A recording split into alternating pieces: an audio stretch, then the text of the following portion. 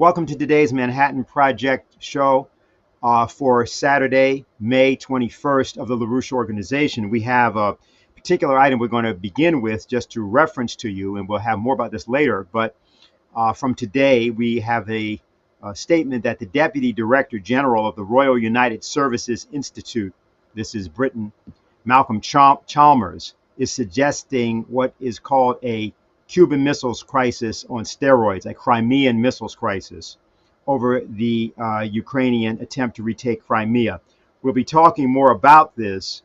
The idea of this apparently in this fool's mind is that if you threaten to use nuclear weapons, or rather if you threaten to retake Ukraine, causing Russia to then threaten the use of nuclear weapons, then a different form of negotiation can take place with Russia. While these sorts of things would seem to be wilder than wild or crazier than crazy, even as we began the process of having today's show, we debated whether we would start with the thumbnail you saw, which is from Goya. It's two men fighting with cudgels in a vat of quicksand. We had a second thumbnail that we were going to use, and we'll put this one up and then go into our motivation for why it is that we put this up. Some of you heard about George Bush's Wednesday speech in Texas, and we're going to run an excerpt from that speech for you right now. In contrast, Russian elections are rigged. Political opponents are imprisoned or otherwise eliminated from participating in the electoral process. The result is an absence of checks and balances in Russia and the decision of one man to launch a wholly unjustified and brutal invasion of of Ukraine. Iraq, anyway. 75. Here's the in contrast. So although people tried to laugh off what was also then excused as a Freudian slip by various people like the London Economist, London Guardian rather, and others, what we're dealing with is a form of insanity that has gripped the establishment, but at the same time, sometimes the truth comes out, as it did by mistake in the case of Bush's remark. It was not thought about as a good joke in the Islamic world. It wasn't thought about as a good joke by people, or a bad joke by people in Iraq or other nations, because preventive war is, according to the Nuremberg codes, a crime against humanity. Some 20 years ago, actually over 20 years ago, in September of 2000, Helga Sepp-LaRouche was giving a speech in which she was trying to describe for people the idea that globalization always leads to world wars. She had this to say at that time, 22 years ago. Globalization always leads to world wars. What we see today in the form of globalization is nothing new. It is once again the effort to set up a world empire, this time under Anglo-American control. This is not a secret. The proponents of this empire are openly bragging about it. And I quote you from the current issue of the magazine The National Interest and Zbigniew Brzezinski's article, Living with a New Europe.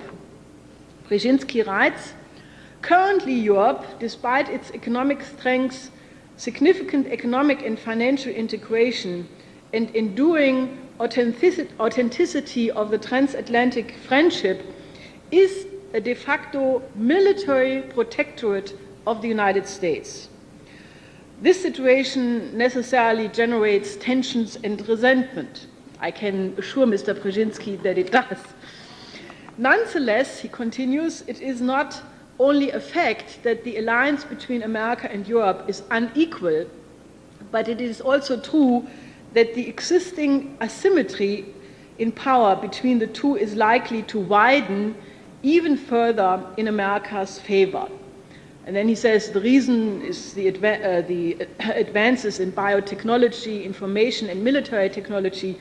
And then he says, as a result, the United States is likely to remain the only true global power for at least another generation. meaning 25 years. I mean, obviously, the Russians and the Chinese will read this with rather worry. Then he gives the reasons why Europe should shut up and be happy to be run as a US protectorate, since it only profits from going along with the system. And since, having all these privileges resulting from this system, it could be envied for its prosperity, and then against the dangers from new imperialism in Russia, Africa, or South Central Asia, only with the alliance with the United States, it could be saved. Now, if you want any example of what is this new Anglo-American empire, you have to really take Brzezinski and Kissinger for that matter, and I'm going to prove that to you, as being very characteristic of those people who indeed represent the problem. Napoleon's march towards Moscow was his demise.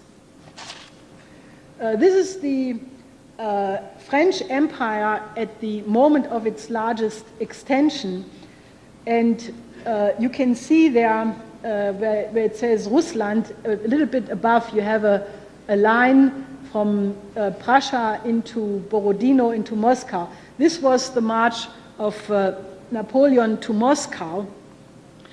And the fanatics today who are pushing NATO expansion into the East and Central Asia and are playing around with Taiwan and other places, they should better study this overextension of Napoleon. So again, that was 22 years ago. The fanatics who are playing around with extending NATO into East and Central Asia, and also situations like Taiwan, should take note of what happened to Napoleon. This globalized NATO, which now believes apparently that the Atlantic Ocean is in the Pacific Ocean, is not an idea for the sane, and it will not work. But that won't stop the insane from attempting it. Most empires in history have dabbled with insanity and then gone over the edge. And what's really going on, which is impelling this, is that there's a $2 quadrillion speculative system that's been built up that's completely bankrupt, cannot be saved, but is nonetheless the impulse tendency to try to loot the rest of the world, to try to somehow shore that system up. It is not the Chinese and the Russians who are having the problem. The problem is in the transatlantic world and the impending bankruptcy, or admission of it, bankruptcy. The bankruptcy has been there for quite a while. The problem involved is that for citizens to actually challenge this, and there is a challenge that could work. You could impose Alexander Hamilton's original conceptions of banking, credit, and advanced manufacturers on the situation in the same way that the American Revolution did. But in order for that to happen, the citizen will have to reject the idea of going along with insanity, going along with the insane so-called Ukraine-Russia conflict narrative, going along with what the Rand Corporation refers to as whose story wins, as opposed to telling the truth. Sometime earlier than 2000, I think in 1996, Helga Sepp-LaRouche also gave a speech where she described the character of mind, the emotional state of mind and of soul that would be required of people. And she talked about the idea of Friedrich Schiller, the poet Friedrich Schiller's conceptions of tragedy and the use of tragedy to fortify the emotions of people so that they could use their reason to triumph over the greatest forms of adversity. We're going to play you a section of that speech from 25 years ago now. Nothing is noble which does not come from reason.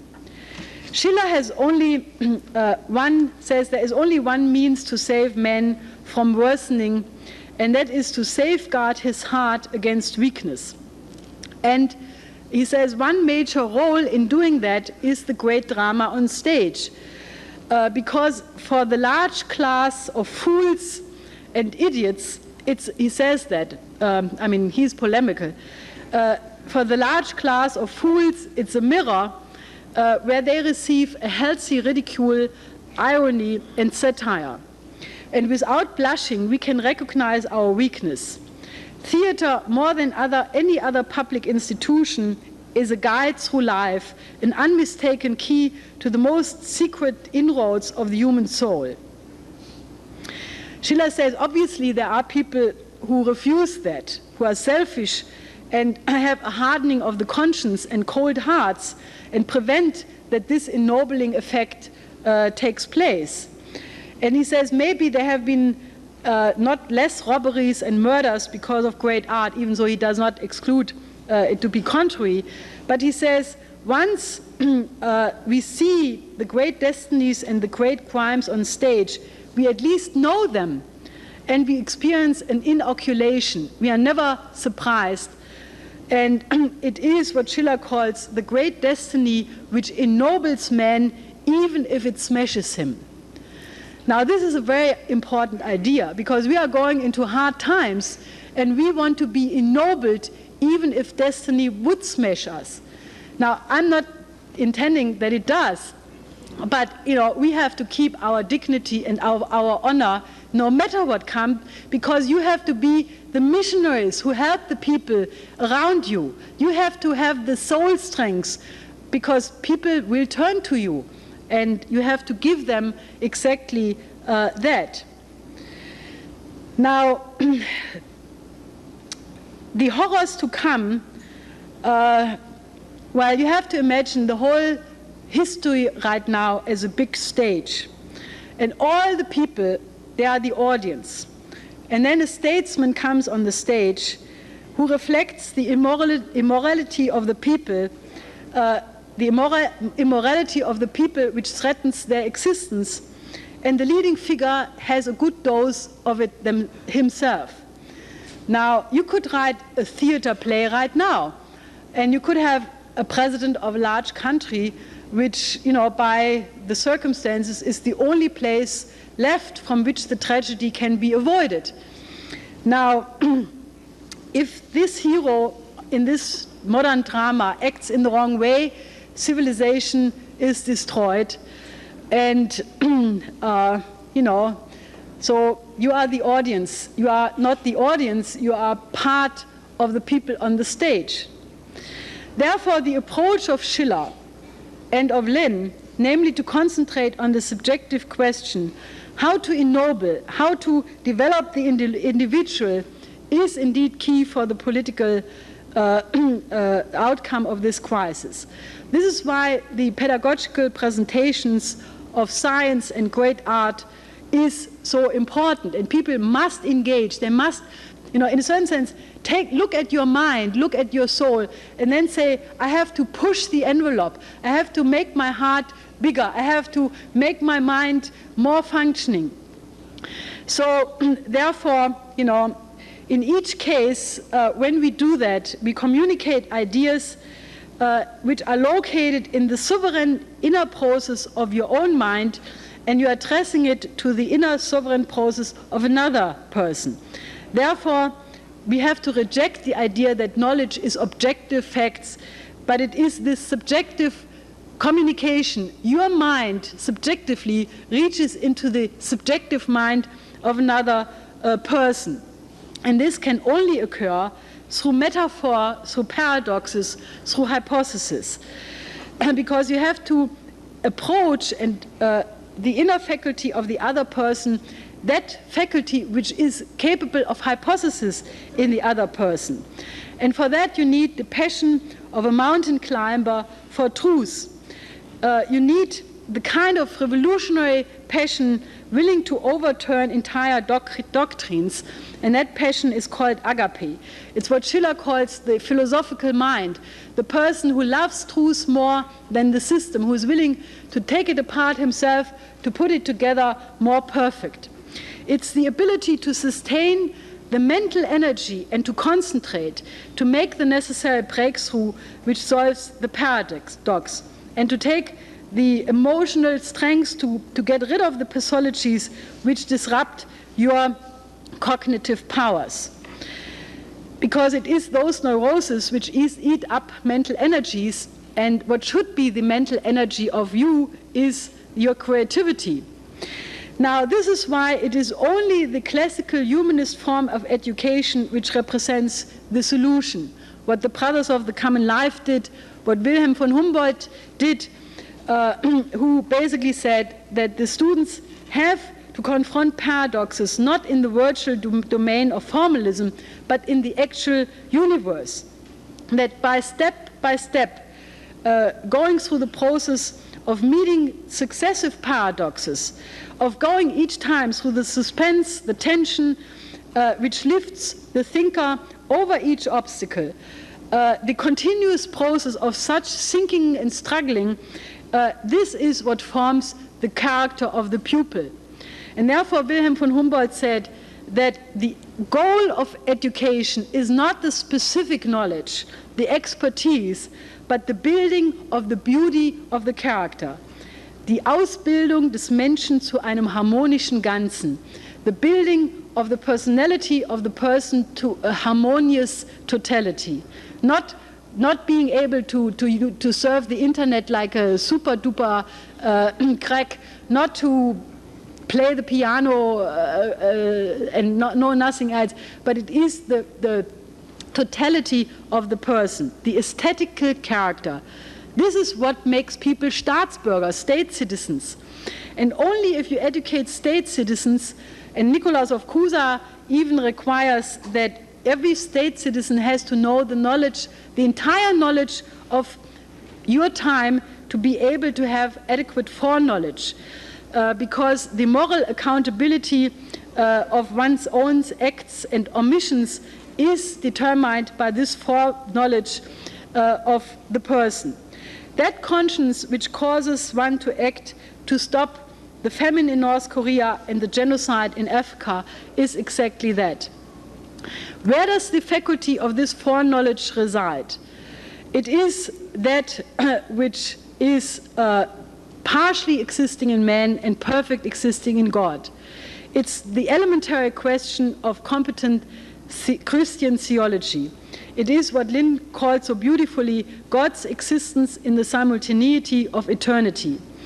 And as Lynn has demonstrated many times, the only proof we mortal beings have for that is Plato's method of the higher hypothesis. Because in all known cultures, the characteristic of a successful economic behavior is the fact that man is capable of making changes in the modes of behavior governed by foreknowledge of the future and to make adequate choices. In this way, the future acts on the present for better or for worse, depending what we choose. And it is this series of hypotheses generated by a constant principle of change, which is what Plato calls the hypothesis of the higher hypothesis. It is that which obliges us to again and again replace repeatedly our underlying beliefs about nature. And if we apply or fail to apply those, history has a happy or a sad result for future generations. Lynn has provided us with a yardstick of that. It's the physical economy which determines the relative population potential of this world. And conscience is therefore foreknowledge governed by the ordering principle intrinsic to agape. Man has been created as the most noble creature of the universe, and each person has to live up to that. Each man, according to Schiller, has the potential of an ideal man in him, and it is the great task of our existence to realize that. Now, Lynn referred to the most fundamental question of statescraft yesterday by pointing to the fact that we have only a very brief span of life. And during our time, we must find meaning of our personal existence within that which is called God's simultaneity of eternity. Each of us has very little time to waste. We have no time to use with useless obsessions.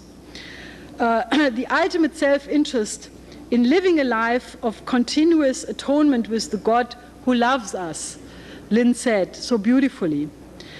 If we regard man as God's most noble creation, then we care about what happens in the political, economic, social, and cultural condition of man. It's that simple. So therefore, we should have a commitment to change. I think each of us should, as Lynn said yesterday, make this conference the most important turning point of your life.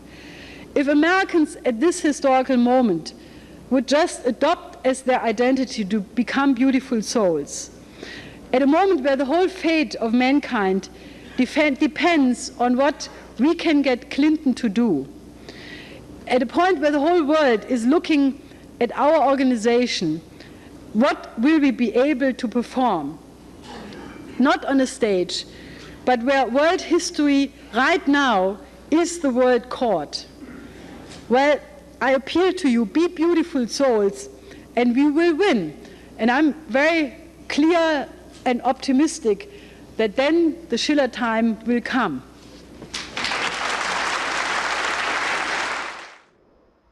For those who just joined us, we want to welcome you to today's town meeting of the LaRouche organization. That was just a speech you just heard from, a portion of a speech from Helga Sepp LaRouche from 1996. And she referenced several times there Lyndon LaRouche.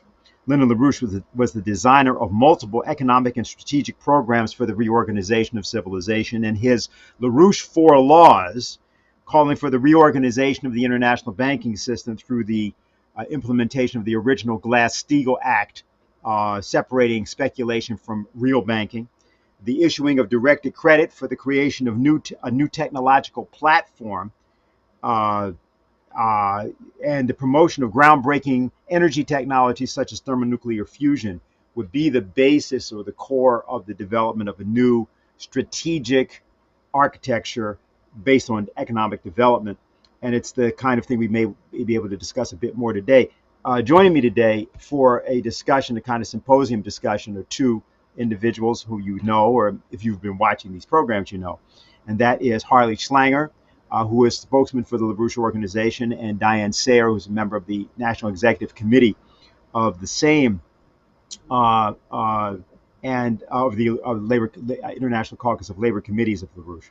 So, Harley, I'm going to turn to you first for a bit of an update on what's been happening strategically, including the latest bits of insanity that we probably have to foist upon people. I don't think there's any way around it. And then we'll go to Diane after. All right, well, thank you, Dennis, and hello to everyone. What I want to present is the background story to the debacle of the rollout 2 weeks ago of the so-called Disinformation Governance Board. Why did they shut down the board so quickly and get rid of the person who was brought in to lead it, Nina Yankovits, who supposedly is an expert in disinformation? Well, there were two surface reasons for it. One is that there was reaction to the idea that the US government is setting up an agency to engage in censorship. And there's no way around it. No matter what Mayorkas of the Department of Homeland Security said, no matter what the media said, it's a censorship bureau. And the person that was chosen to run it, Nina Yankovich, is a spreader of disinformation. And I'm not going to go through the details. You've probably seen a lot of that. But I want to give you the real background story, because there's a much more powerful question that's posed by this. Looking at this story can give you insights into the dirty little secret of the last century and a half of global policy. And this especially is policy from the British Empire from the middle of the 19th century to the present, and the United States joining with that British Empire, particularly after World War I. And what they were involved in was promoting what today is called the Davos Plan, the World Economic Forum, globalization, and so on. This goes back to decisions that were made at the end of the 19th century. And I want to review that, because what we're looking at is what it should technically be called bankers' fascism. In particular, the role of Hjalmar Schacht as a figure in that. So buckle your seatbelt. This is a quick run through history, but I'm going to give you all you need to know to understand why it's legitimate to say that the people pushing these policies are lunatics. They are pushing us into World War III, as they did push us into World War I and World War II. And they actually believe that it's possible to win a limited nuclear war against Russia. Now, to go into the background here, you've got to just quickly remember what geopolitics is about. This was the British imperial policy to ensure that there would never be an alliance between the nations of Eurasia, specifically, or most importantly, Russia, and Western Europe, that would be mediated through Eastern Europe, which would be the countries including Ukraine.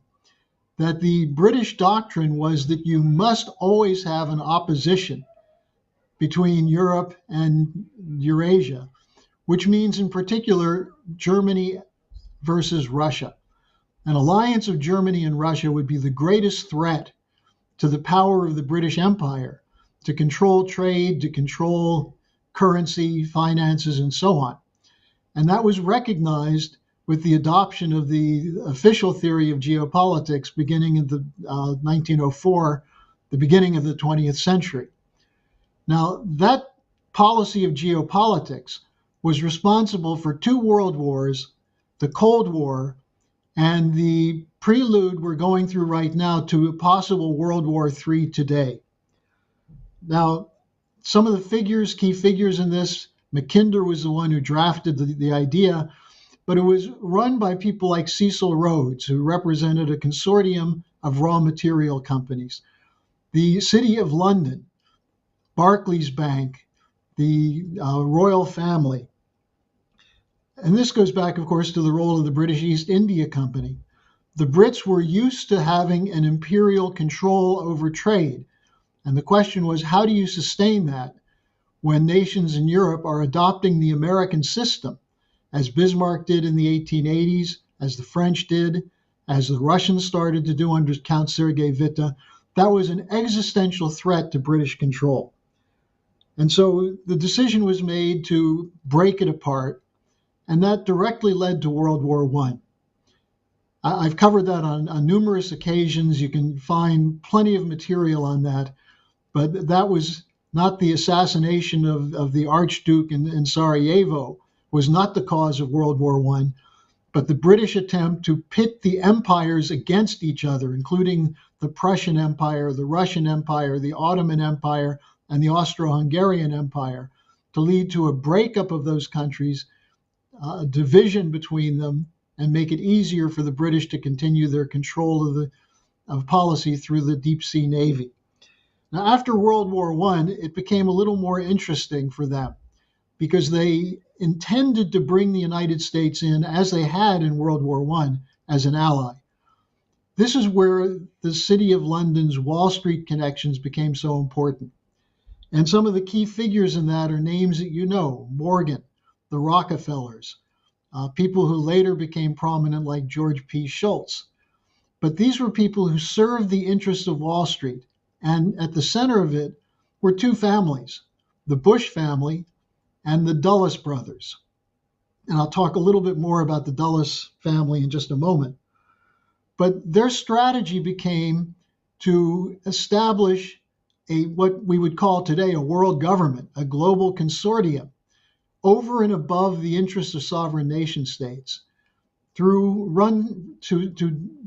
back the power of looting of international cartels, corporate cartels, financial cartels, the banking system, the Morgans, the Chase network, the Citibank of New York, Barclays, the various London banks.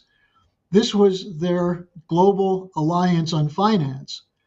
They had the same thing with cartels in the steel sector, in the rubber sector, in the Standard Oil and the oil and gas sector. And these included, in particular, networks in Wall Street, in London, and junior partners in Berlin. At the center of this was the head of the Bank of England, Montague Norman, who worked directly with the Harriman, Rockefeller, Bush interests in New York. Now, this was, and their German operative was a man named Hjalmar Schacht, who became Hitler's finance minister. And Schacht became the director of German policy that enabled them to fight a war, a looting policy, which included eventually the concentration camps, cheap labor, slave labor for a war buildup. That's Schachtian economics. Austerity in support of what? National interests? No, in support of the corporate cartels. Now, two key figures in this in the United States were John Foster Dulles and his younger brother Alan Dulles, who were with the law firm Sullivan and Cromwell, but spent a lot of time during that period working with German firms and then later in and out of government. John Foster Dulles later became the Secretary of State under President Eisenhower, and Alan Dulles became the head of the CIA virtually at its inception.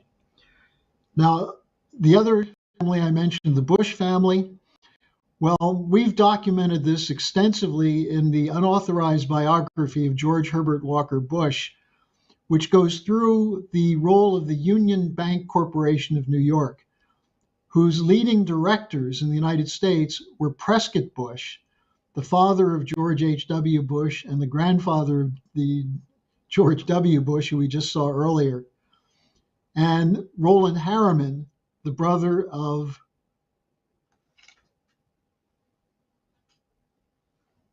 excuse me, there's something going on here.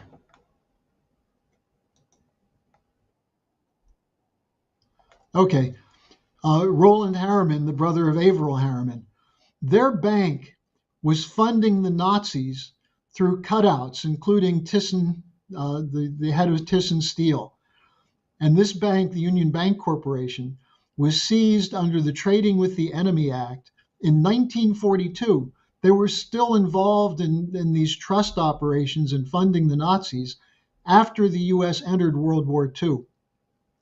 One of the people who was party to this, or two of the people, were the Dulles brothers, both of whom were partial to Germany in World War II, as was Montague Norman and that network. Now, we see this deepen after the war, because under the guise of fighting communism, of preventing the Soviet Union from taking over Europe, there was an operation run by Alan Dulles. He recruited the head of Hitler's Eastern Intelligence Operation, a man named General Reinhard Gehlen, and brought him to the United States, set him up outside of Munich with a headquarters, financed a major operation for Gehlen. And this became quite controversial at the time. There's a interesting coverage of this in David Talbot's book, The Devil's Chessboard, which covers the Alan Dulles and the CIA. And he makes this point about Gehlen. Remember, Gehlen during World War II was running Hitler's intelligence operations in Eastern Europe and Russia. After the war, he was brought in by Dulles. And Talbot said that Gehlen had a pathological fear and hatred of Russia, which had its roots in Hitler's Third Reich. And he said this meshed smoothly with the Dulles brothers' anti-Soviet absolutism. Now, as Alan Dulles was recruiting this network, at one point, this included over 200 officers who worked under Gehlen, but broader networks that were estimated in 1952 that the CIA was supporting an operation of 2,000 fascist youth members that had been recruited by Gehlen, and that when this was uncovered by a police investigation, the State Department worked to suppress the story. Now, this is an important thing to keep in mind. What I'm going to present is not just that there was this alliance between Western fascist bankers who were committed to the idea of austerity to defend their corporate cartel system, but an alliance between them and a Nazi international, which was not the usual left-right kind of thing you have to think about. This bankers' fascism is a top-down operation that has within it networks of left and right that can be deployed for street thuggery, for fighting, a polarization of society that can create disturbances that would have the population calling for dictatorial top-down action against it to protect the stability in the society. That's what bankers' fascism is all about. You use the diversions and pit people against each other on the narrowest basis, whether it's left, right, racial, religious, ethnic, tribal. You have that going on while the bankers loot the world and loot the people who are watching this unfold in front of them. Now, as I said, there was opposition to what Dulles was doing with Galen. And one of the people who, this came up in 1954 when West Germany was being brought into NATO, because the Galen operation was the core of CIA West German cooperation. Galen, by the way, when the BND was set up, German Internal Intelligence, Galen became the first director at Dulles's insistence. But in 1954, the chief of U.S. Army Intelligence, General Arthur Trudeau, protested having the U.S. bring in the head of Nazi intelligence as an ally. Allen Dulles intervened and had Trudeau deployed or transferred out of military intelligence. Here we see again these networks, these bankers' networks, intervening to defend Nazis because of their usefulness for the international operations. Now, the other aspect of Dulles's operations that are important and relevant for looking at the Disinformation Governance Board was the CIA recruitment of Mykola Lebed, a leader of the Ukrainian Organization of Ukrainian Nationalists, the OUN, and also Stefan Bandera, who was the other head of the OUN. Both of them had been involved in Ukraine during World War II with running death squads, paralleling the work of the Nazi SS after they took over Ukraine, carrying out pogroms against Jews, against Poles. Lebed's group was involved in a pogrom in Lvov, which killed 7,000 people. Altogether, it's estimated that close to 100,000 people, mostly Jews, but also including Romanians, Poles, Russians, and others, were killed by the Ukrainian division of the Galician SS. After the war, Lebed was rescued by the Dulles operation, by the CIA, as was Stefan Bandera. And both were brought into broader CIA operations, which continue today with groups such as IDAR and the Azov Battalion. The Nazis who follow the leadership of Bandera and Lebed. In fact, the Azov Brigade every year has a march through Lvov and Kiev where they march behind banners with pictures of Bandera. There are streets named after Bandera in cities in Western Ukraine. This is when we talk about a Nazi movement inside Ukraine, this is what we're talking about. And it was a Nazi movement from the beginning, protected by the globalists, the Wall Street, London crowd in Western intelligence, on the argument that they're going to use them for anti-Soviet operations. But what happened after the Soviet Union collapsed? Well, they continued to be used, continued to be deployed, because the policy of the West toward Ukraine was never to have a free and independent Ukraine that would be built up as an independent state. Instead, it was from the beginning, first two things were used for Ukraine. One, it was looted, because Ukraine had a relatively high standard of living inside the East Bloc. It had industry, it had excellent farmland, productive agriculture, and so on.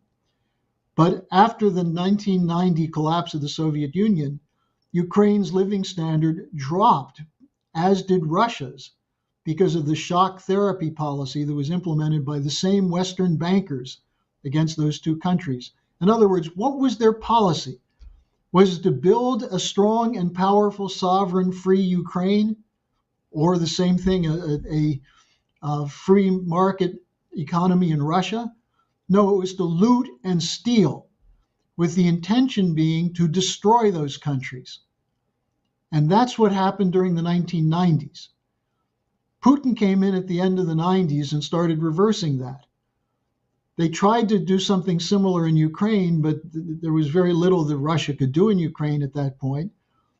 And when Ukraine became a battleground between the European Union and Russia in 2012, 2013, the US intervened again through the National Endowment for Democracy, through George Soros, through the State Department, $5 billion spent by the State Department to build up a so-called freedom movement in Ukraine. But what was the core of the freedom movement that carried out the Maidan coup in February 2014?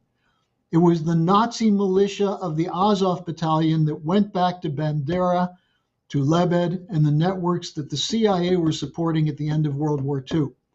So there's a continuity of US intelligence, of State Department, of diplomacy, using Nazis for the dirty work to protect an empire of the City of London and Wall Street. And so when you look at what just happened with the Disinformation Governance Board, you see why they had to rush to get Yankovits out. Here's the background on her that's relevant. You know, it's clear, if you've seen the tapes of her and other things, it's clear that she's a bit of a nut and became an easy target. It's also clear she was an open spreader of disinformation. If you're going to have a disinformation board that supposedly you incredibly seek out fake stories and expose them, you shouldn't have someone who's an expert in promoting fake stories running it. Well, maybe they thought that would work. But what's her real background? She was recruited as something called a cluster leader of something called the Integrity Initiative. This is something that was exposed in 2018, 2019, and had to be shut down, exposed as a British government disinformation operation designed to build Russophobia. The Integrity Initiative was run under the auspices of the Institute of Statecraft, which was funded by the United Kingdom Foreign and Commonwealth Office, by, among others, the Ukrainian Embassy in London, the State Department, the CIA, and Facebook. Now, the Integrity Initiative recruited people like Yankovits who could be sent anywhere for the purposes of promoting the line that anything you hear from Russia is disinformation. Now, she was deployed then in 2017 to Ukraine, where she worked with the Ukrainian Foreign Ministry to counter Russian disinformation. And she immediately hooked up with another organization to fight disinformation called Stop Fake. Stop Fake was set up by Ukrainians in March 2014, just 2 weeks after the Maidan coup. It was set up by supposedly journalism students, but at its core were some of the neo-Nazi members from the Azov battalion, including someone named Fedchenko. Their purpose was to counter the Russian line that the Maidan coup was carried out with the shooting and the violence in the square, not by the Ukrainian government, but by the neo-Nazis of the Azov battalion. And so Stop Fake was set up to counter that. Stop Fake was one of the first so-called fact-checking agencies. And shortly after it was set up, it partnered with Facebook to counter Russian disinformation. When Yankovic was deployed in Ukraine. She worked with Stop Fake. And what was her line? Her line was that the Azov Battalion were volunteers who were helping people who were being resettled or needed help from the fighting in the Donbass. Now, what was the fighting in the Donbass? It was the Ukrainian military trying to force the Russian ethnic population, which didn't like the coup, which wasn't happy with the coup, force them to accept the terms of the coup. And in attempting to do that, they carried out military operations that included at least 14,000 people killed, the vast majority of whom were ethnic Russians who were siding with the resistance to the Maidan coup, a story that's generally been kept out of the media. If you bring that up, Yankovic and Stop Fake and others will say that's Putin's language. That's the disinformation coming from the Russians.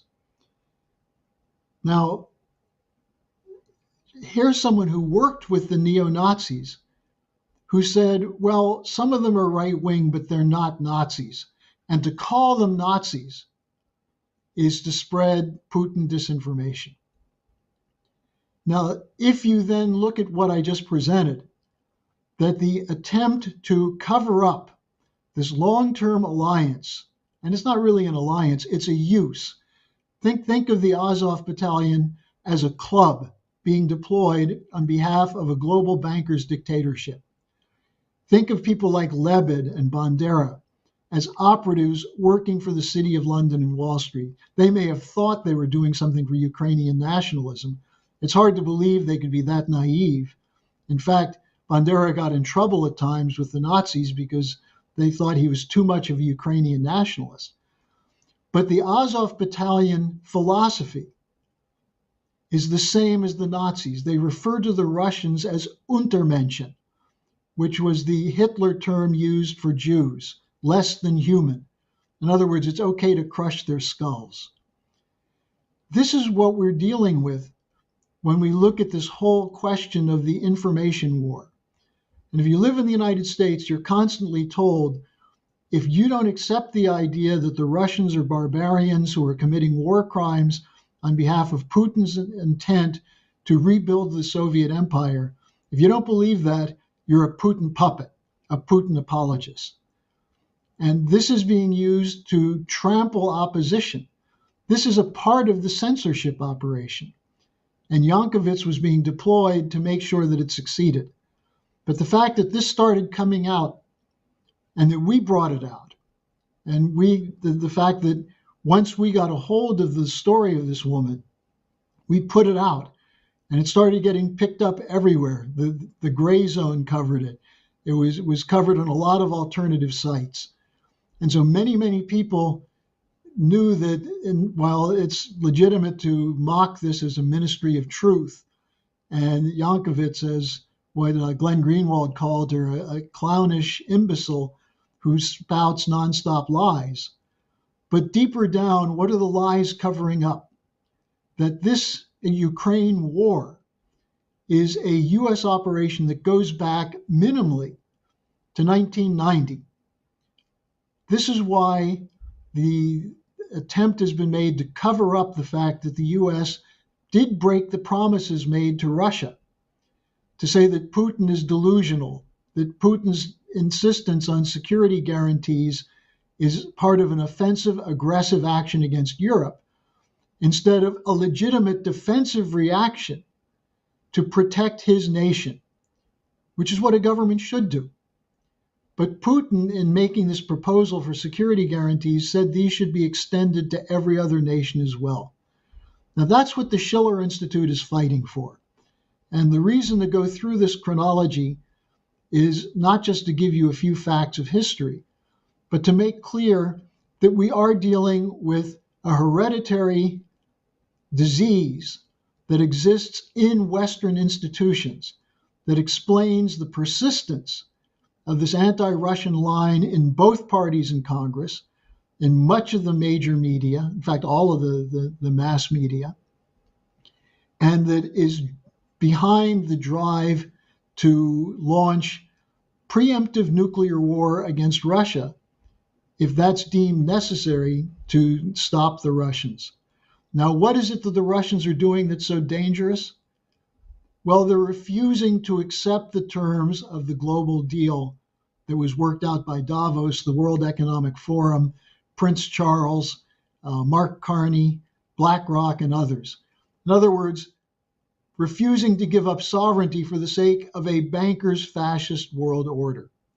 That's the fight we're in. And true patriots of white nations of Western Europe, of the United States, have to join this fight for real sovereignty of the United States, not as a slogan, but real sovereignty, as Dennis was saying at the beginning, depends on a credit policy which allows your nation to develop itself as opposed to profiting from global free trade, which is a form of imperial looting that goes back to the British East India Company. Let me leave it at that, and I'm certainly welcome to take your questions. Thank you very much, Harley. But we're going to go to Diane here first, because I think we probably need to give people a sort of idea about the battle for ideas in the streets of the United States and in discussion with people in the United States. Diane, apart from her long-term association with Lyndon LaRouche, is now an aspiring independent candidate for the United States Senate in New York. And of course, people have been reading about New York recently because of the goings-on in Buffalo, the mass shooting that occurred.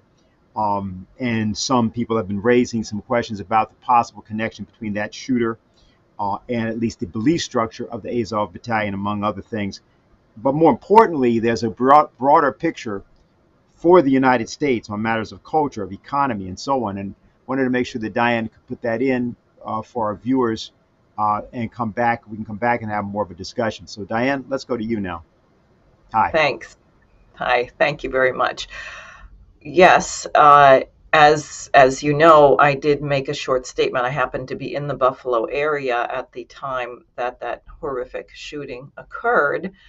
And the obvious point, the shooter had on his body armor, on his manifesto, the black sun, a Nazi symbol used by the Azov Battalion. And we have a Congress which increased. It was already outrageous that President Biden was requesting $33 billion for Ukraine, $20 billion for weapons, and $13 billion for other kinds of aid. They said that's not enough. We're going to send $40 billion. And that charge was led by Senator Chuck Schumer, who I will be opposing on the ballot in November. What is the backdrop to this? And I wanted to get at that a little bit, because the population is in a very unsettled frame of mind. People are looking at a situation where one more inch and they will be pushed off the cliff. I met a fellow today who said that it used to cost him $1,200 a week for his fleet of vehicles. He does heating, air conditioning, and I guess he runs the business and has a few teams of people who work for him. He said, normally I would pay $1,200 a week for gasoline. I'm now paying $2,800 a week. People coming out of grocery stores are having sticker shock over the cost of food. They're seeing that their pay doesn't go nearly as far as it used to. People are saying they have to take extra jobs just to pay for gasoline to get to their first job. And we're told that somehow this has to do with Putin's unprovoked, quote unquote, unprovoked invasion of Ukraine, which makes no sense since the United States gets only about 3% of our petroleum from Russia. And in fact, this hyperinflationary policy began long before this. And then, as people have heard, the shortages of infant formula, etc. And now there's rumors that we may be rationing diesel fuel in the United States since our railroad system is completely decrepit.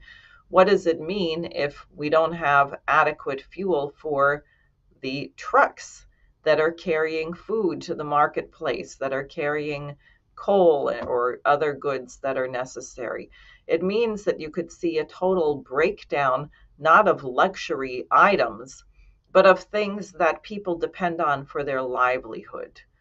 So why are we having bizarre instances of road rage or other kinds of violence?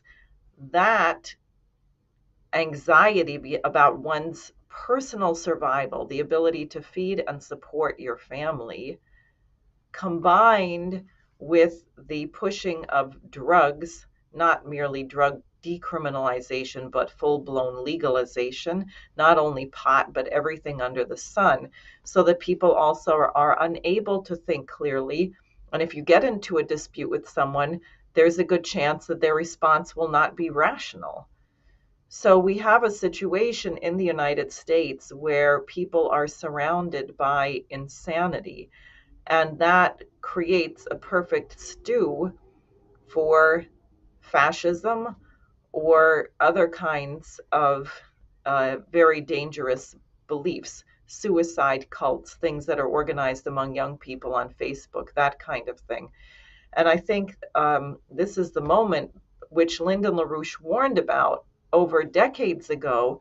And many people at the time said, well, he's exaggerating. Or they'll say the stock market didn't collapse, therefore there's no collapse. Okay, well, what are you paying to have the stock market up at record levels? And you may have noticed it's a little jittery these days. You raise the interest rates by 0.5% and the market crashes 1,000 points. So there's no stability. And this is why what Helga Zepp-LaRouche has done, the Schiller Institute, with this appeal to convene a new security architecture among nations, that somehow nations have to come together and come up with a new method for resolving their disputes, which is not based on threat of thermonuclear war, which is not based on war at all, but also admitting that every nation has a right to be treated equally as human beings. We are not all the same. In fact, the amazing miracle of life is that there are no two living things on this planet that are identical, even identical twins. And in fact, non-life, there is nothing, no two objects of any sort on the planet which are identical. Think about that for a minute. It's amazing. Leibniz was working on this, and it allows one to reflect on the genius of the creation of our universe, of our solar system, and the role that we play in this. So while each of us is unique, as each nation is unique, it does not mean that we don't deserve to have equal opportunity, equal representation, as we should have in our form of a constitutional republic, and it is equally legitimate for every nation to think that its security and sovereignty should be respected. In this current crisis, as people know and has been mentioned, President Putin of Russia had a legitimate security concern in not having nuclear missiles right on his border. President Kennedy dealt with that during the Cuban Missiles Crisis, and he was prepared to risk nuclear war to change that situation, but he also had a partner in Russia where there was a shared commitment to not having nuclear war. Part of the danger that we're facing today is that it seems that you don't have a shared commitment, that the Biden administration is a mess.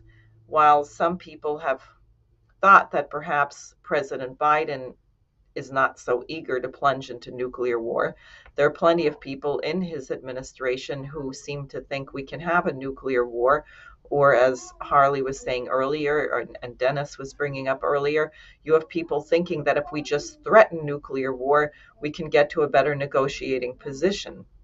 So this really has to be changed. And I think one of the areas which all of us have worked on, myself, Dennis, and Harley, is classical music, classical art. This was very precious to Lyndon LaRouche. He actually wrote a paper called Politics as Art, which began by talking about Eugene McCarthy and the poetry recitations that were part of his campaign. And this is very important. We've been using poetry as part of my campaign because it enables people to get out of the domain of the literal into the domain of ideas.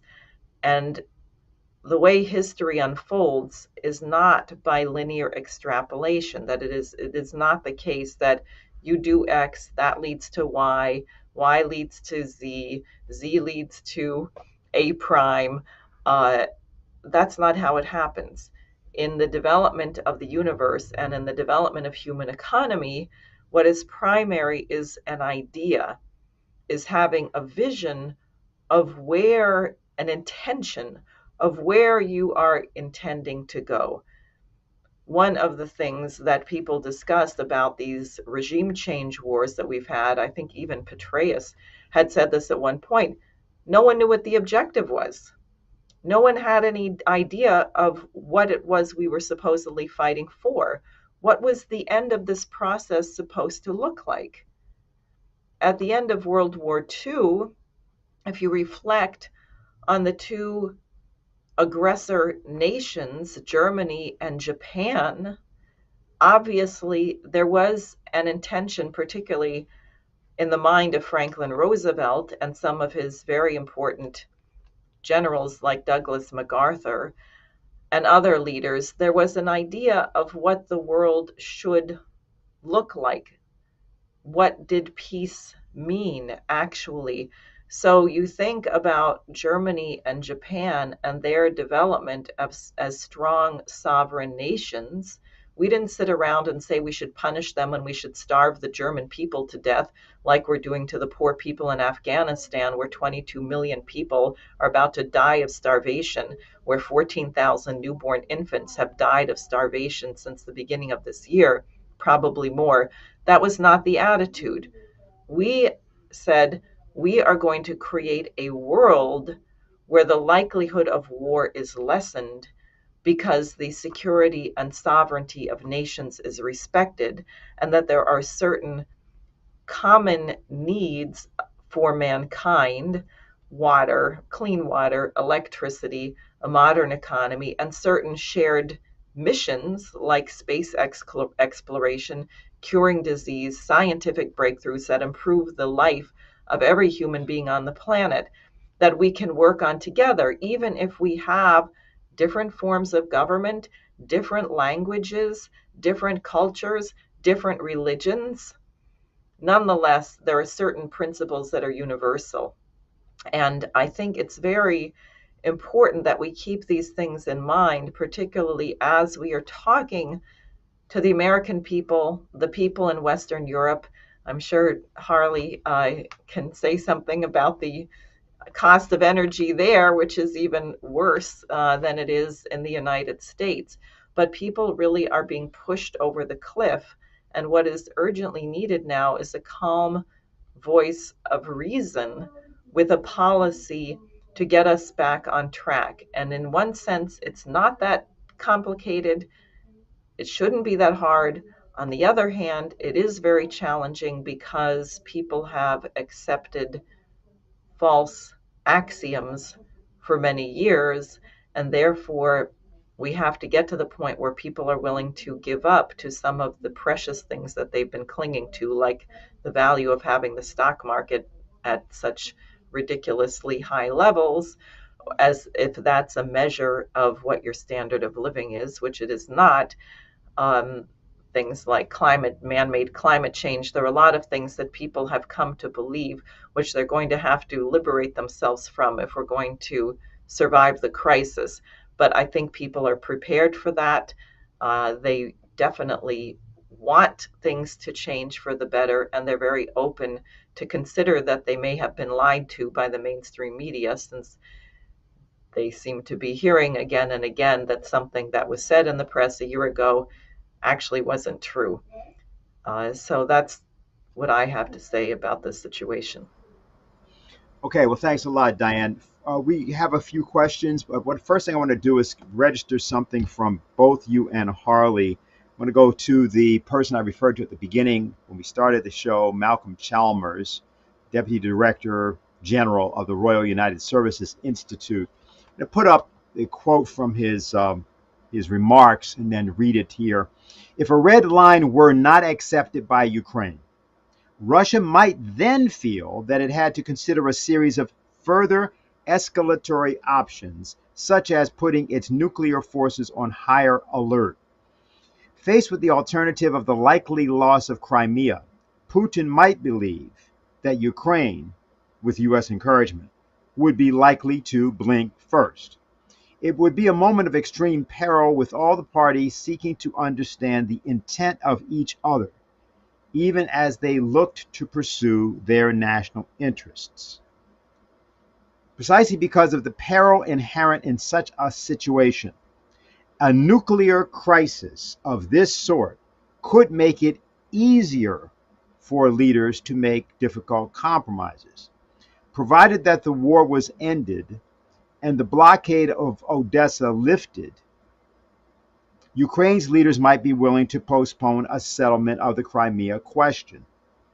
For Putin, the failure of the invasion and the subsequent successes of the Ukrainian counteroffensive would have been a massive humiliation, but he would at least be able to argue that the might of the Russian strategic arsenal had, at a moment of great national weakness, successfully deterred NATO's designs for dismembering Russia. This could be enough for both sides to avoid the worst outcome of all. Now, so I'm going to go to you first, Harley, to tell us what you think about the character of the insanity that I believe we just heard. And then, Diane, I'm sure you'll have further comment about it as well. So, Harley? Well, it's clear. You just read those quotes and you see what a lunatic this guy is. And yet he's speaking on behalf of an establishment that has that as a strategy. The fact that they're wargaming, what would make Putin come to terms and accept a defeat? What use of nuclear weapons would be?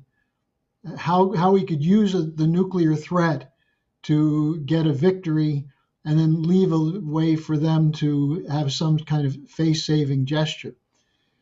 What does this have to do with actually the question of sovereignty of Ukraine? What does it have to do with the idea of democracy in Ukraine? Nothing. This kind of wargaming is typical of what has produced the devastating wars of the last century and puts us on the verge of a possible nuclear war over Ukraine or possibly over Taiwan. Because the issue is not what kind of clever weapons can we come up with that can win a war. The question really is, can we reach an agreement where we can provide security guarantees for all nations and then address the other problems that we're facing? And I just want to mention one thing that in the context of what Diane was saying about people being enraged about the economic situation they face. We're spending $40 billion, at least in this new bill, on top of what we've already sent, but we can't provide baby formula to mothers. We're spending that $40 billion and more when we can't pay teachers, we can't build infrastructure. We're spending that money for war, putting weapons in the hands of Nazis when we can't provide loan guarantees to farmers to make sure they can produce enough food to overcome food shortages. So all of this war talk coming from the West, from NATO and the US, is insanity. It would have been very simple at the beginning to say, look, Putin has some legitimate security guarantees, which, by the way, was the position of William Burns, who's the current CIA director. That was his position when he was ambassador to Russia in 2008, when he said we have to treat these demands seriously. Well, now they're not, because they have a different game, and that game is called the Great Reset. That game is called the imposition of a global financial system of bankers' fascism. And so I think the important point here is that the American people are right to be angry, but they have to know who to be angry at and what can be done about it. And I'm sure we can talk more about this whole question of credit, the LaRouche's four laws, the idea of a new Bretton Woods, and so on. But that's the direction we have to have a discussion, not Brits jumping up and down with a clever strategy to put us on the edge of nuclear war so that we can then reach a negotiable settlement. Zelensky already said he's willing to accept that Ukraine will never be in NATO. So why are we still using weapons from NATO to Ukraine to keep the war going? It's the idea is to destroy Russia. That's the goal of the British going back to the 19th century. Diane? Well, one question is what's wrong with this guy? It sort of reminds me of the people who thought Hillary Clinton was going to win the election. They had a whole narrative that wasn't based on reality. The problem they had with Hillary is that nobody liked her. And we know from the emails that it's very likely she didn't even win a lot of the primary elections, which they claimed that she had won. But nonetheless, they were very certain that she was going to win the election in 2016. Well, look what he's saying about Crimea. Crimea is 90% ethnically Russian. They had a referendum. The people of Crimea voted to leave Ukraine because of the atrocities being committed by the Azov Battalion and other Nazi-affiliated organizations against the Russian-speaking people. And the vote in that referendum was 96% to leave Ukraine and rejoin the Russian Federation. So the very idea that somehow this is a bargaining chip or this is a piece of land that's disputed, if you ask anyone living there, there's a 96% or higher chance that they are going to be very, very clear where they stand. So the entire scenario is a pipe dream, not remotely connected to reality. And that's what is so alarming. And these people put these things forward now. I mean, it was bad enough in the elections, but to do this when you're talking about risking nuclear war and threatening nuclear war, and your grasp of reality is so far off the mark, that's what makes our situation very, very dangerous. And I think it really is incumbent on all of us to assert the truth everywhere about this situation. And one thing I'd just like to add, we may bring it up later, but the LaRouche movement had discussed people getting to their congressmen because they're trying this with members of Congress, which is the news media all Americans want to give billions of dollars of weapons to Ukraine. Americans are not afraid of a nuclear war with Russia. Nothing could be further from the truth. People don't want a nuclear war with Russia. Even if they don't understand the full situation there, they definitely don't think that Ukraine is something in our national interest and that we should be doing what Harley already said, which is shipping billions of dollars of weapons over there when we can't even take care of our own people in the United States or anywhere else. There's that kind of revolt, but it is very important that you get to your congressman because they're being told all kinds of baloney about what you think, and they will not know the difference since most of them, given our certain current political system, are very wealthy. So they don't have to mingle with the population. They don't have to go to the diner and sit there. They're not that concerned about what it costs to fill their car with gasoline. So therefore, you should be in touch with them and you should tell them that you definitely don't think we should continue funding Nazis in Ukraine to start a nuclear war with Russia, and that you don't think it's a good deal to pay $10 a gallon for gasoline in order to have a nuclear war. I would say that's sort of the opposite of a win-win proposal. Yeah, and I'll just note that both of you alluded to in passing one of the other questions which we had, which was about this issue of the U.S. airlifting baby formula from Germany into the United States, which is actually happening. There's a reverse Berlin airlift going on to get 1 million units to the United States. So and what that means for the American economy. Maybe you can just weave that in as you go. Harley, this was a question specifically for you, which was from Barbara, and the question was, why was that person, means Hjalmar Schacht, not immediately reported to Jewish organizations who were searching for runaway Nazis all over the world, including America? Now, I think probably you may have to want to do who Schacht was as a whole, since he was sort of be there before the Nazis and he was there after the Nazis, and why that was. Well, Schacht was the chosen figure from the Anglo-Americans to run the German economy going back to the hyperinflation, the Weimar hyperinflation of 1923. He had a long history of involvement with people like Montague Norman. He was a known quantity. But you have to recognize, again, this question. I just want to mention one thing I left out in talking about Alan Dulles. He was actually the legal counsel for Standard Oil and E.G. Farben, which was part of a cartel during the 20s and 30s. And he, in working on these projects, was very much part of the same network that included Schacht. So when Schacht was brought in by Hitler, the idea was that he would know, because of what he did, the way he stopped the Weimar hyperinflation was high interest rates, and he basically crashed German industry. And it led to massive unemployment. It led to the unrest in the streets, civil chaos that continued through the 20s, where you had constant street demonstrations that would break out into fights between Nazis and communists. And sometimes people in the morning would be marching with the Nazi side and in the evening with the communist side.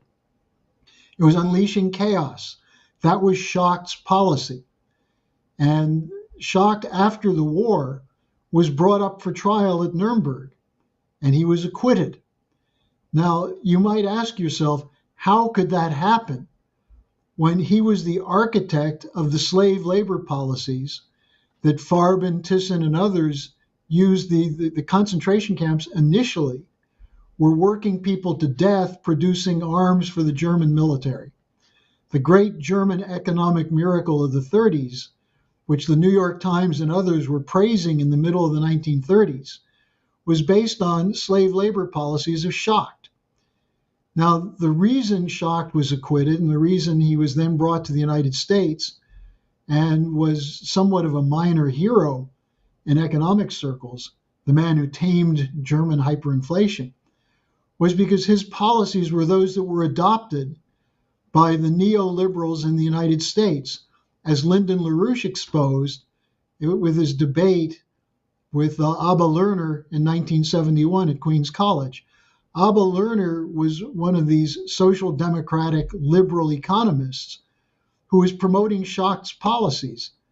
And when Lynn called him on that in the debate, Lerner said, well, if they had listened to Schacht in Germany, Hitler wouldn't have been necessary. So I think it's important to realize that Schacht was protected and preserved after the war for the purposes of protecting the Schachtian economic policies, which after 1971, after that debate that LaRouche had where Lerner was exposed, it should have exposed everyone in Congress who was pushing this crap.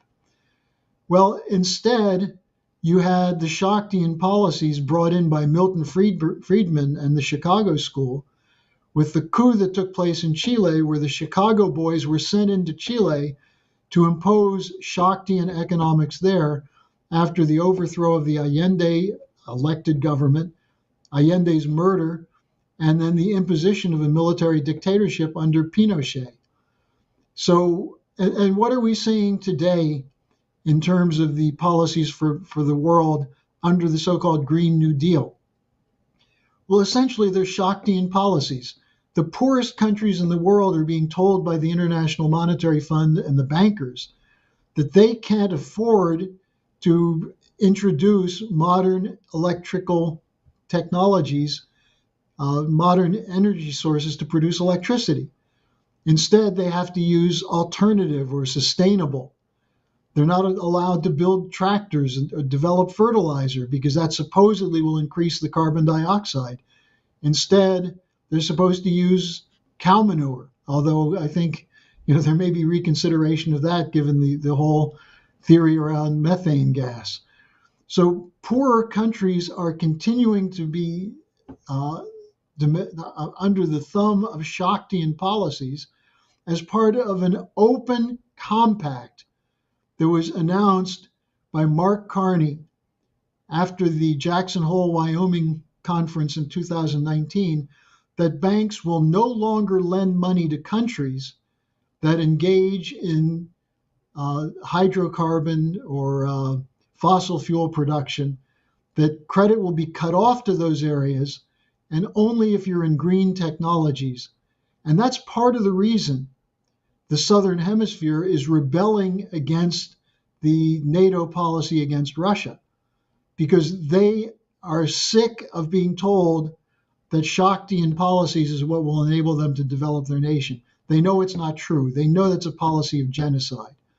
And so I think that's why it's so important to identify the Shaktian policy not as Hitler's policy, but as London's policy, as Wall Street's policy from the 20s and 30s, which they're still trying to implement today under the terms of the Great Reset. Okay, so in other words, Schacht may have been a Nazi, but Hitler was a Schachtian. Okay, so Diane, we have actually a couple of questions I'm going to put together. One is from Adam, and the other is from I think this is Anthony. Okay, Adam asked this: because of the increasing number of domestic and international crises happening, surely this means that there is a greater chance of people coming together to demand a reasonable answer. He asked it, that's his question. And the second question was, what can we do about all of the Congress voting for money for Ukraine? So putting those together, do you take that? Good. Well, I think there definitely is a chance of people coming together. I think that's what they're very afraid of. I can give one example, which is here in the state of New York. They created a law to prevent independent candidates from getting onto the ballot. If you're a Democrat or a Republican in a statewide race, your signature requirement is 15,000 if you didn't already just get the nomination, for which you don't have to petition. If you're an independent, non-affiliated candidate, the requirement is 45,000, which indicates to me that they are fearful that people have had enough of this party system and this divide, and they want to make it impossible for such a debate to occur.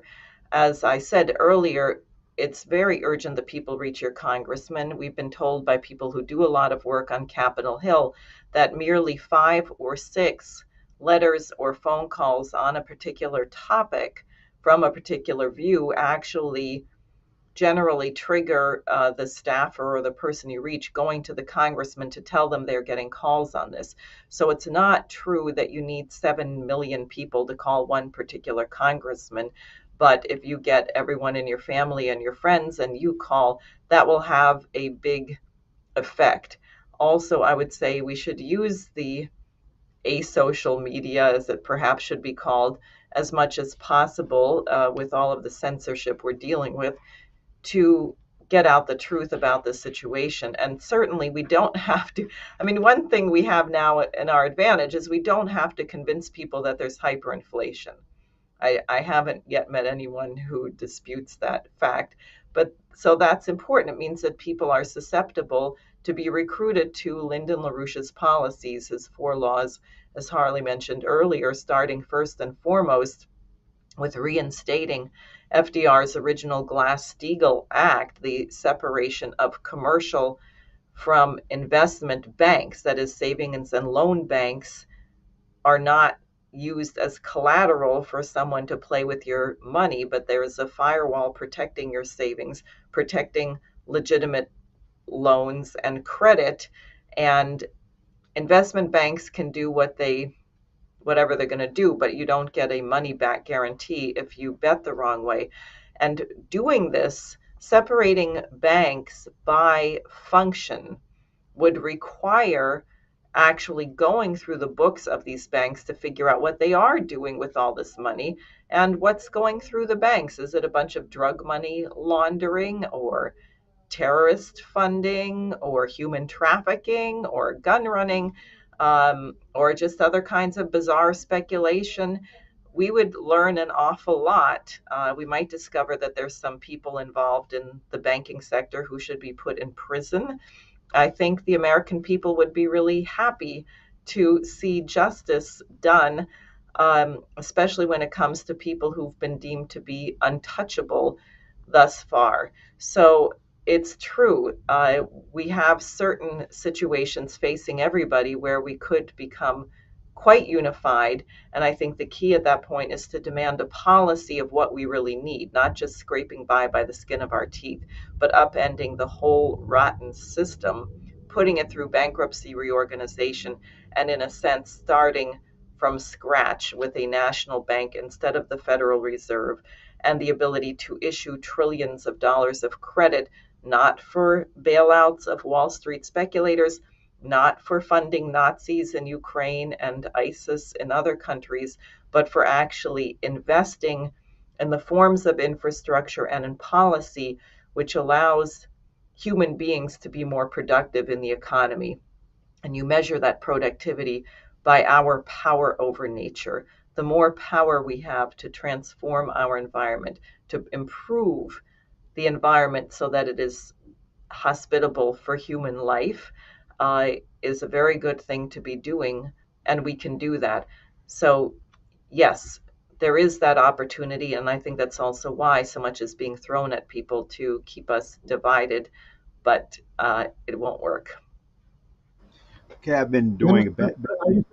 Can I just add something to that? Yeah. Look, I think that's the point I was making as to why they shut down this or paused the Disinformation Governance Board so quickly, is because they're afraid of the reaction. And not just the reaction on the censorship question, but the fact that people will figure out that there is an enemy of our nation, which has been operating for quite a while with impunity on behalf of private interests, including the speculative interests of bankers, the corporate cartels, and so on.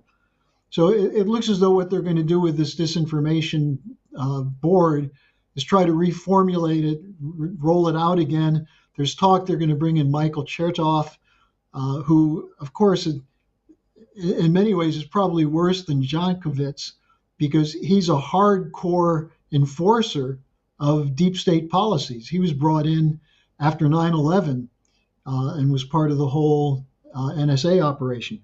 But on the point Diane was just making, we can't allow ourselves to go after every single thing that's wrong, that's being pushed. And there's a lot that's wrong that's being pushed. We have to focus like a laser. And focusing on the question of credit is one of the things that Lyndon LaRouche always insisted on, because how a nation issues credit determines whether it's going to be productive, whether it's going to be able to sustain an improving standard of living, or whether it's going to collapse. And this is the central issue. That's why the 4 laws are so important. Why Glass-Steagall, what Diane just said, bankruptcy reorganization, shutting down the Fed and replacing it with a national bank. Why should we have an institution, the Federal Reserve, which is essentially owned by the private banks and operates on their behalf rather than in the interests of the nation? So this is where quick study of real economics, LaRouche's 4 laws, the triple curve theory or formulation, why we need the 4 Powers Act, how a new Bretton Woods with a fixed exchange system would work, what productivity is. These are the kinds of questions that people should be discussing and debating and focusing on that instead of allowing themselves to be distracted into going after all sorts of other things. There's a lot of evil things that are being done. But if you have people choosing the thing that affects them most immediately and getting focused on that, which is how the internet works, you can keep people divided. We need a national mission, and it should start with a credit policy, which includes this idea that in order to have a credit policy, we can no longer allow Nazi international networks to control our financial system and our strategic policy. That's why we need a new strategic and financial architecture. Now, there are also going to be some upcoming activities I want to make sure people know about. We'll be having I think the Schiller Institute will be having a conference June 18th, probably a 2-day conference. We'll have more about that in a little bit. And there are also some activities this week which we may be talking about. But there was a question that came in, which led to a kind of back and forth, which I've been involved with from a particular contact. I'm not going to use this person's name, but they asked this question. Since in the United States, most of us get our information from the uninformed media, like CNN, Fox News, etc., and universities help to promote this misinformation, how do we shield ourselves from the fake news and for those of us around the world who cannot access the LaRouche organization? I point out that last part of the question because the person is doing certain activity. They'd like to know what do they do and what has been happening. And I think what we might do here, we already began on Harley, and Diane, you might say more about this as well, to say something about our recent interactions with media and the population, just in terms of our ability to get out what we've been trying to discuss. So maybe we'll come to you first, Harley, and then to Diane. Well, let me start by mentioning what you just said, that May 26th, we're going to have a conference, an online discussion, which will include Colonel Richard Black.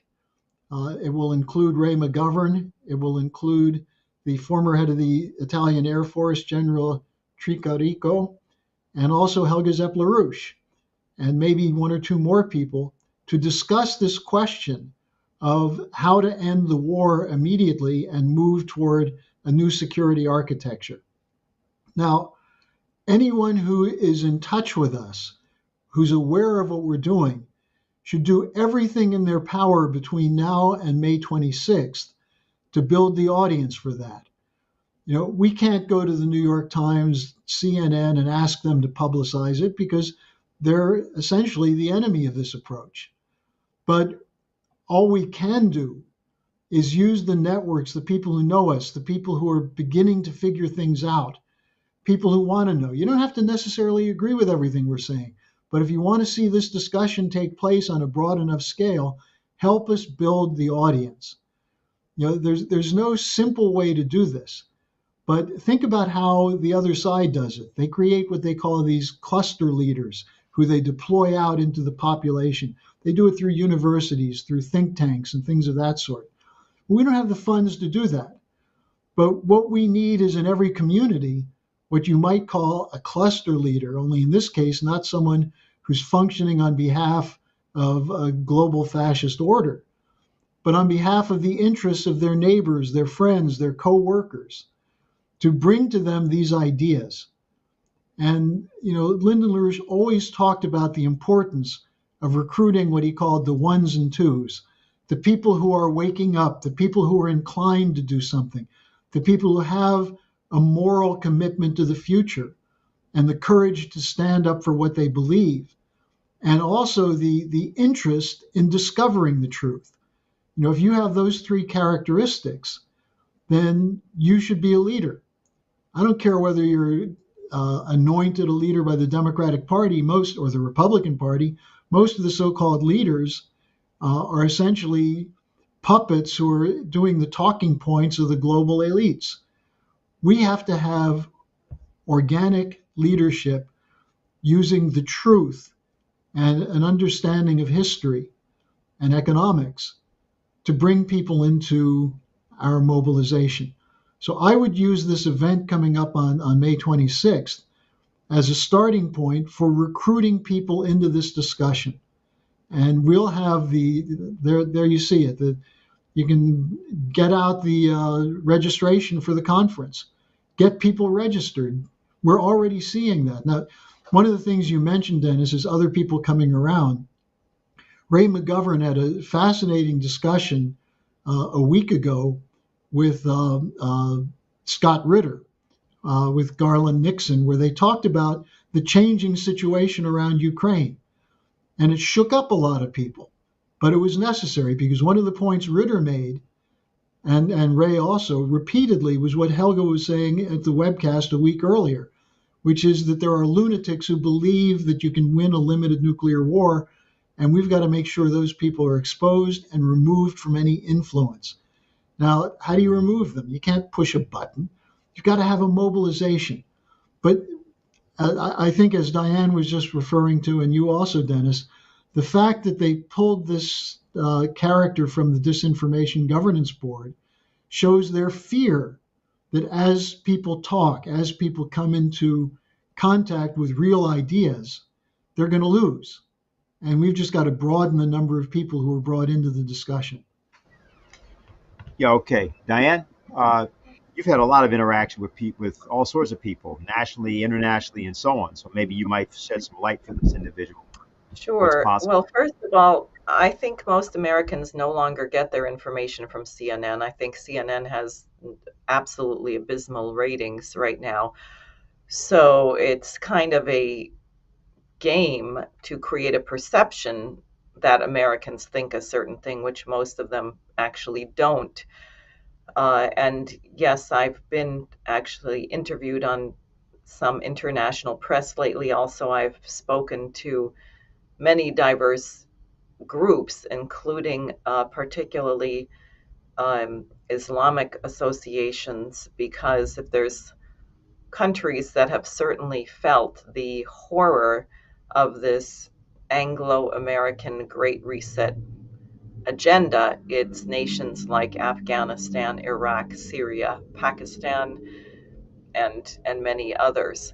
And people definitely have a clue of what's going on in the world. They don't always feel comfortable speaking about it. But I would say something else on this question. One of the things that's very urgent is that we have to help people to develop the ability to think for themselves.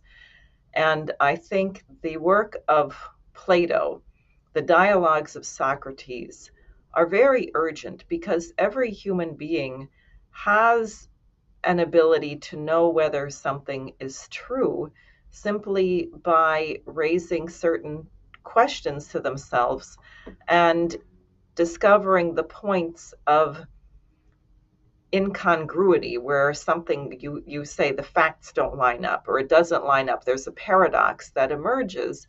And by fighting for that to get to these paradoxes, you can begin to recognize that certain things couldn't possibly be true, whereas other things very likely are true, or you get to an approximation because we can never know the truth perfectly, but we can discover that certain things are wrong, that they don't add up. For example, when we were told that Assad, early in the Trump administration, you remember President Trump early on had said that we should get American troops out of Syria. And then we were told after that that Assad had decided to use chemical weapons on his own population. And this was after we were told that ISIS was in the process of being defeated. You might ask yourself, is Assad a complete lunatic? What would be the benefit to him if the United States is ready to leave his country, which he has wanted, and ISIS is being defeated? Why would he use chemical weapons on his own population? What benefit would there be to that? And you can begin to think through, well, that doesn't seem like a very smart thing. Maybe he didn't do it. Maybe there's something else going on. So by working through this kind of a process of dialogue and developing the idea to have a dialogue in your own mind, where instead of presuming you know everything, ask leading questions, ask questions that lead you to come to these paradoxes, then you develop a method for coming up with a hypothesis about what might actually be occurring as opposed to what you're being told in the media.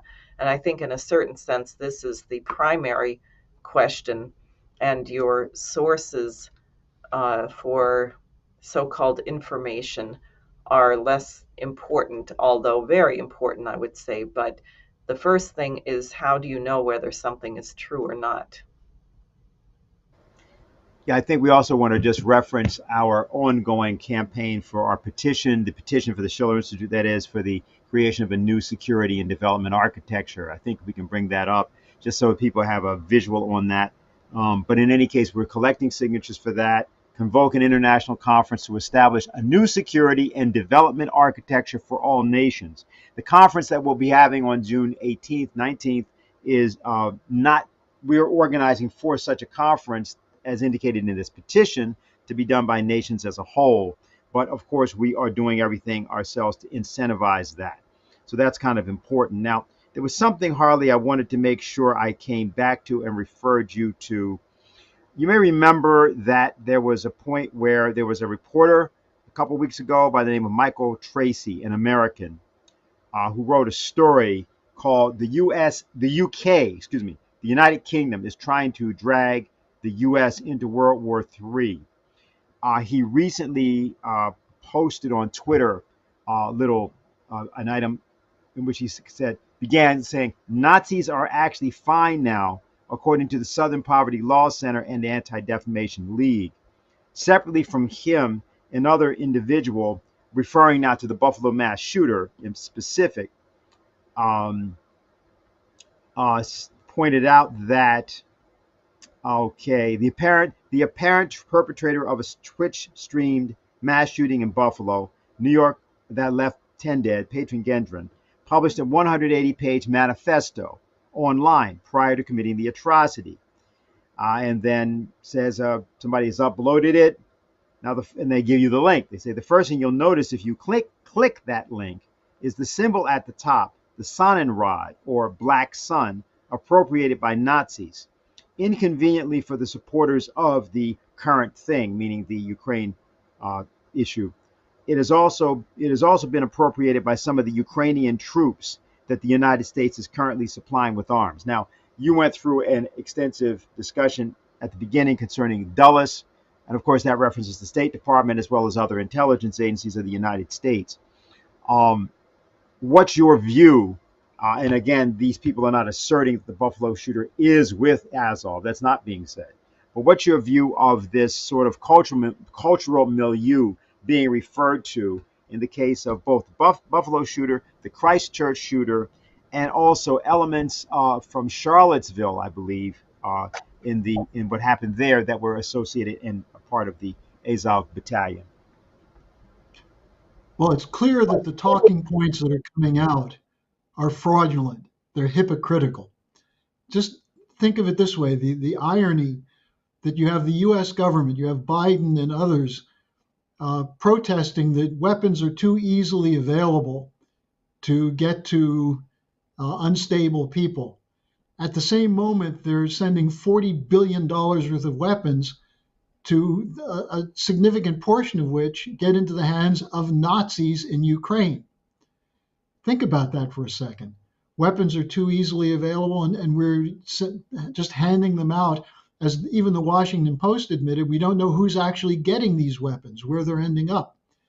But then the second point, they're talking about, well, we have to do something about hate speech, and we have to have a censorship board to counter hate speech in the United States because of the threats from a great right-wing operation that's promoting hatred and so on. And yet, what are we doing? We're honoring people who have that same so-called hate speech. That is the Azov battalion talking about ethnic Russians in Ukraine as Untermenschen. This is where you see the hypocrisy and the fraud in these things. Now, what Michael Tracy and others were pointing out is that the agencies that were supposedly the watchdogs against anti-Semitism, groups like the Anti-Defamation League, which we exposed extensively in the 1980s. I was a co-author of a little pamphlet we put out, The Ugly Truth About the ADL. The Southern Poverty Law Center, which is basically a fundraising operation to promote certain views. They're not fighting racism. They're not fighting anti-Semitism. If they were, why would they not join the exposure of Blinken and others praising the heroic Ukrainians in their defense of their country when the people who are doing most of the fighting are the Nazis? So this is the fraud that we have to expose. And I think this is the Buffalo case.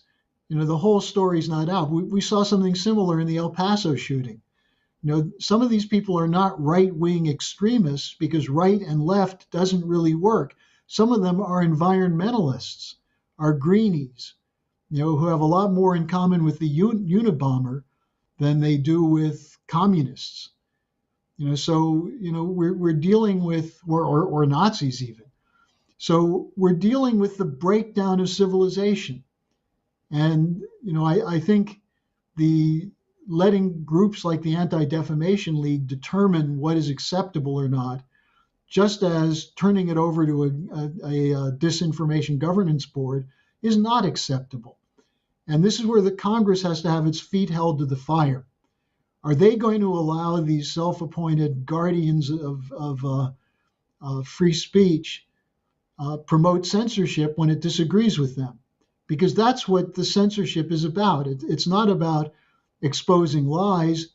As we know, for example, Yankovic was promoting the lie that the Hunter Biden laptop emails were either Trump campaign production or Putin disinformation. We know that's completely false now, assuming the Washington Post and the New York Times eventually told the truth about that. So, having these kinds of so-called disinformation boards doesn't do anything. Truth actually comes from looking at what the intent behind it is and what interests they're serving. And groups like the ADL do not do it. If something like this exposes the ADL as a fraud, this is a benefit to our society. Okay, we have basically a comment, one directed to you, Harley, and then a question, which I'm going to direct at both you and Diane. Will be concluding. Okay, so here's what the comment is. This is from Kathy. She says to you, Harley, my understanding about Hjalmar Schacht is that a major reason for his acquittal at Nuremberg was because he was not only never a member of the Nazi Party, but he founded the Liberal Party that today is known as the Free Democratic Party. His autobiography, by the way, has a short section on the issue of anti-Semitism, in which he denounces anti-Semitism, saying some of my best friends, etc. But he goes on and attributes some anti-Semitism to the fact that Jews are too pushy getting into the highest levels of jobs, such as in the theater and orchestras.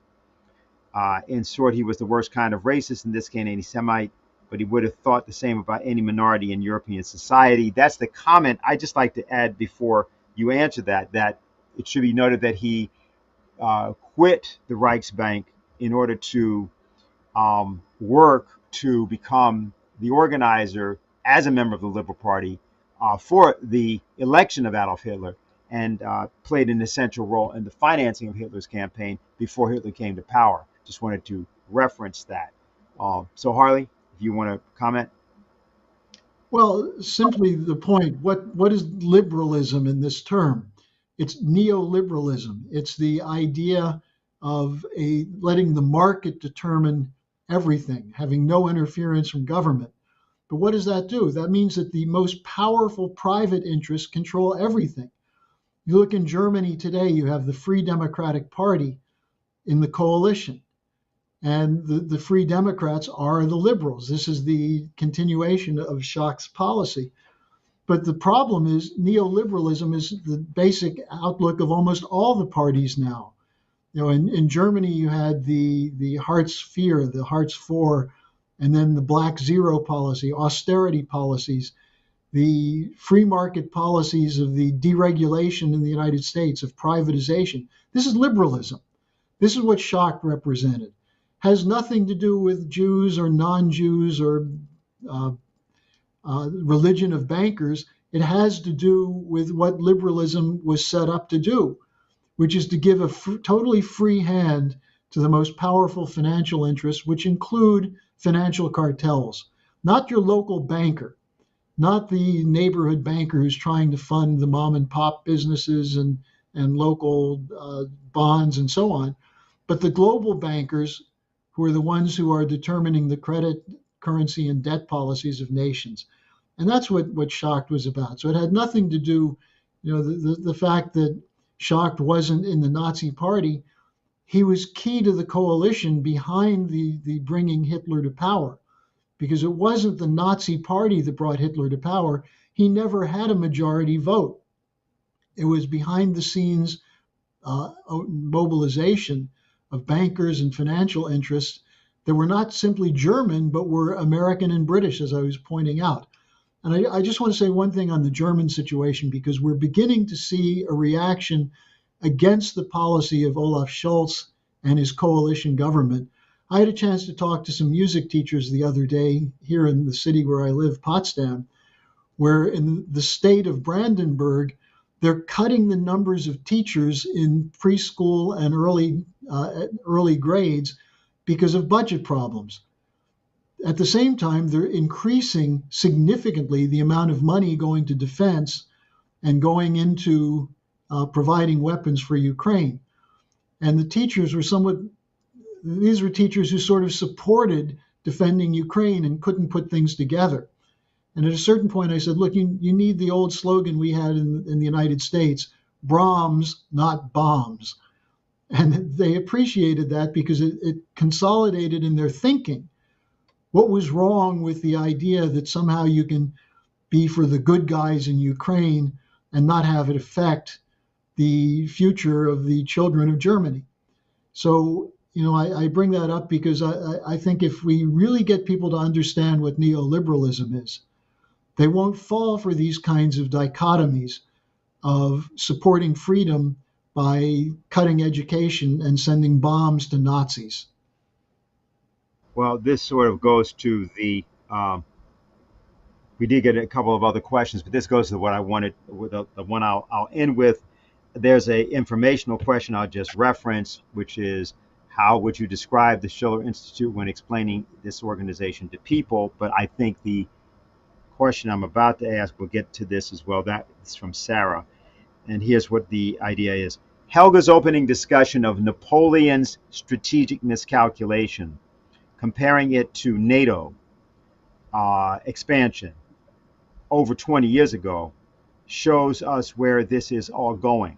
These people have great confidence, great arrogance, and a great capacity for self-destruction. But Helga also discussed the role of tragedy and the fortification of the self to move beyond tragedy and above adversity. Can you say something about how culture can free everyone from the self-imposed chains of illusions that we put on ourselves? I'm going to go to you first, Diane.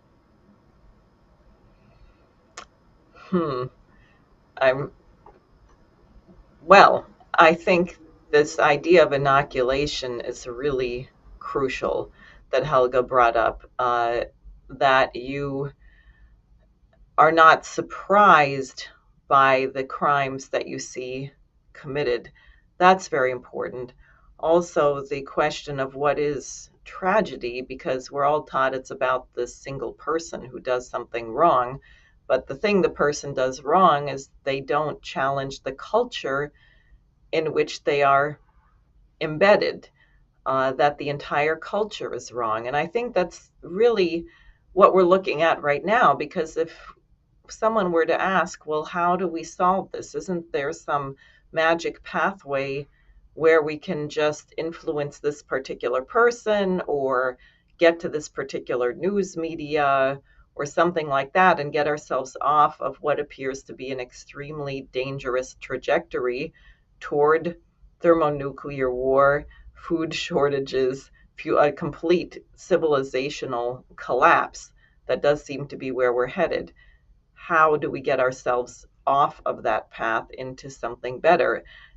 And I don't know the answer of how it will work, but I do know that if people share a common intent that this must be done, that certain opportunities will present themselves, which if seized at the flood, so to speak, will allow us to transform this, maybe even in an instant, to something completely different.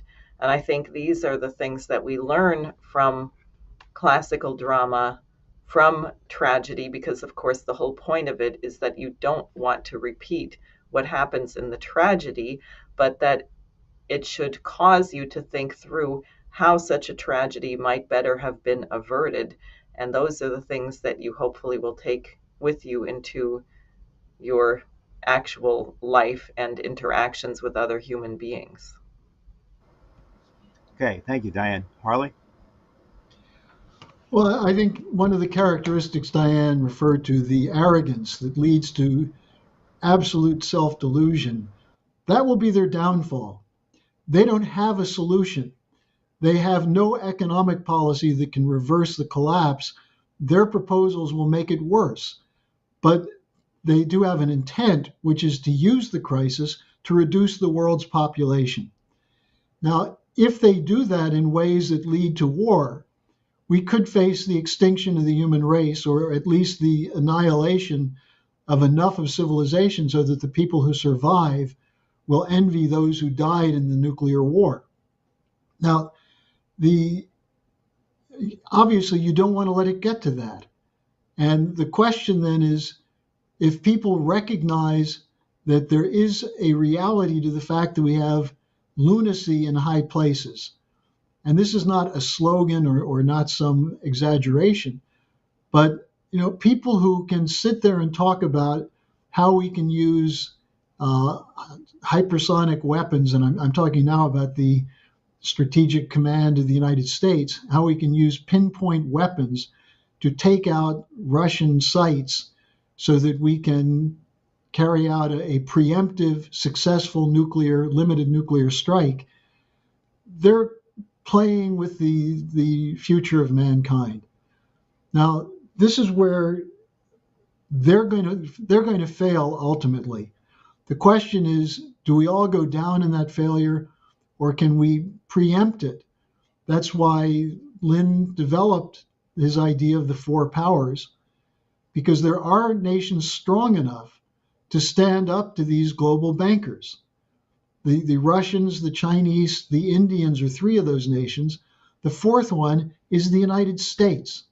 And if the United States stops acting insane, we can join with these other countries to make that change in economic policy. This is where you can see the effects of 40, 50, 60 years of psychological warfare, of producing Russophobia and xenophobia, anti-China sentiment. I have so many people who write to me and say, well, how can you trust the Chinese? Aren't they part of the World Economic Forum? Didn't they benefit from the World Trade Organization? Yeah, some of those things are true. The fact is, they're not following those same policies now. What the Chinese are doing is not the blueprint of Davos. The Belt and Road Initiative is a break with the idea of a cheap labor, fascist economic policy. The Chinese are building modern infrastructure with the most advanced science and technology. They're educating their population to assimilate these new scientific and technological ideas. That's different from Nazi slave labor. But people don't see that. They hear, oh, the Communist Party of China, that's our enemy. And they don't investigate further. So while the establishment is arrogant and self-deluded, much of the population, which is ready to move against them, is still accepting some of the slogans and axioms that were created by that establishment. That's where self-reflection is so important. And this question of tragedy, rather than looking to someone else and see if someone else will rise above it, each of us has to rise above the willingness to accept a simple explanation that can be accepted by our friends. You may be an outcast initially. And again, I get so many emails from people who say, how do I talk to my family? They don't listen to me. Well, keep talking to them. As they see this situation deepen, more and more will come around. The question of leadership is the real issue now, and we need a movement of leaders. Okay, thank you. Diane Sayre, Harley Schlanger, thanks a lot. I think we're going to leave it at that today and just end by putting up again on the screen, because this is coming Wednesday. A U.S. and European military and security experts warn the insanity of politicians threaten nuclear war. This is the conference, the Schiller Institute online conference. And speakers for that conference will be Colonel Richard Black, retired, former head of the U.S. Army's Criminal Law Division at the Pentagon, General Leonardo Tricarico, former Chief of Staff of the Italian Air Force, Ray McGovern, analyst, Central Intelligence Agency, retired, founding member of the Veterans Intelligence Professionals for Sanity, Eric Denisset, director of the French Center on Intelligence Researches, and Helga Sepp-LaRouche, founder of the Schiller Institute. And again, there were a few other questions that we had. Please keep sending them. We will keep answering them. But we would strongly advise that people would begin to work with us in various ways. One of the things that I was urged to make sure we talk about is become a member of the LaRouche organization. That is something that you can do by writing into us. There are memberships that are available. Also, people were asking about this issue of what publications or what other materials available. You can see a lot of that on our website, but of course there is the Executive Intelligence Review magazine, the Executive Intelligence Review Alert. There are subscriptions that can be gotten for those publications. You can follow various links here and on the Schiller Institute website to get those.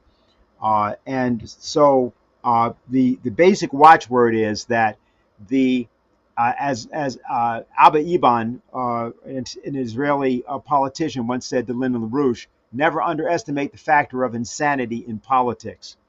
At the same time, one should never underestimate the power of reason in statecraft. And that is something that Helga Sepp-LaRouche in particular, and the individuals that you've just heard from, Harley Schlanger and Diane Sayre, are exemplifying. It's something that you can also exemplify, and it's something that the United States used to exemplify. It should be noted that the policies, the economic programs, etc., that we are discussing here, much of which is said to be Chinese or Russian, originated actually in the United States in the form of Alexander Hamilton's 4 documents that he wrote as Secretary of Treasury of the United States. That's right. Much of what people think about as 21st century innovation was actually something that Hamilton pioneered and Lyndon LaRouche perfected during the period of the 1960s, 70s, and 80s. I'd also just like to say that there are publications of Lyndon LaRouche available from the LaRouche Legacy Fund, and also, of course, from the various platforms. Executive Intelligence Review has all sorts of background material that people can read. We would also finally just say that it's important for young people, who are always the driving force for any real change in society, to think now about the idea that the world has to graduate from its adolescence, in which war seemed to settle things, to an adulthood in which it's recognized that war is never the answer, and globalization always leads to world wars. And therefore, the globalized NATO, the idea of a globalized Anglo-sphere, a global Britain, any of those ideas are the seed crystal for the self-destruction of the entire human race, whereas the ideas of beauty and truth as expressed by the poetry, drama, and statecraft of Friedrich Schiller represent the opposite, as Lyndon LaRouche, the late Lyndon LaRouche also represented. So on behalf of the LaRouche organization, we want to thank everybody for joining us here today, and we'll see you either on Wednesday, if you happen to be attending that Schiller Institute conference, or we'll see you here next week.